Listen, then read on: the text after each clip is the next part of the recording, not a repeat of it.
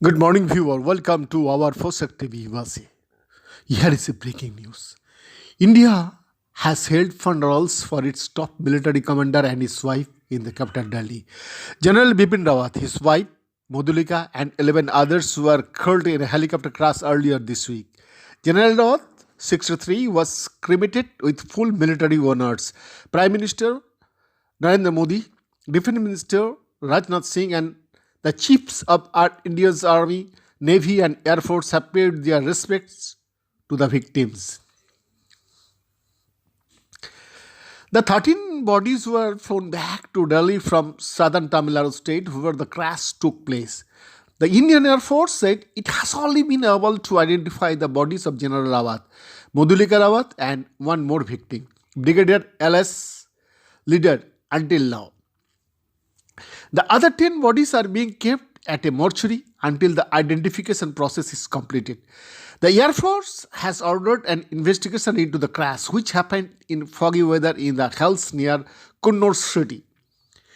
On Friday, it asked the public to avoid uninformed speculation to respect the dignity of the deceased. Several social media users had tweeted conspiracy theories about the incident.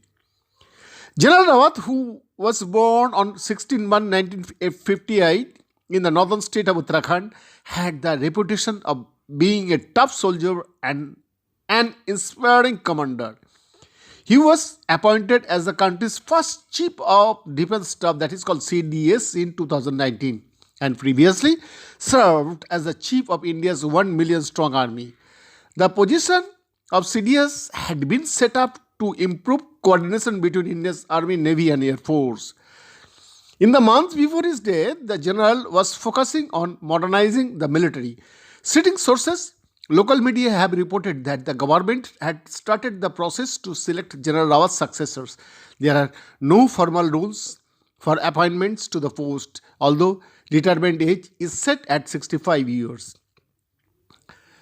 Many reports have named current Army Chief General M.M.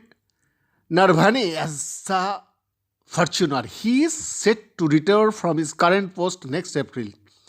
The Russian-made Mi-17 V5 military helicopter carrying 14 people, including General Rawat, had taken off from an army base in Sulur and was heading for Wellington town, less than 100 kilometers, that is called 62 miles away. The government said the air traffic control at the Sulur base lost contact with the helicopter 7 minutes before it was expected to land. The sole survivor of the crash was a captain who is being treated for his injuries in hospital. Although the Mi-17 V5 is among the most sophisticated military transport helicopters, India's aging Air Force fleet is often blamed for a high number of crashes. Former Army Chief J.J. Singh said it was a safe, proven helicopter, adding that he himself had traveled on it in difficult situations. Behind this report for Shakti TV USA.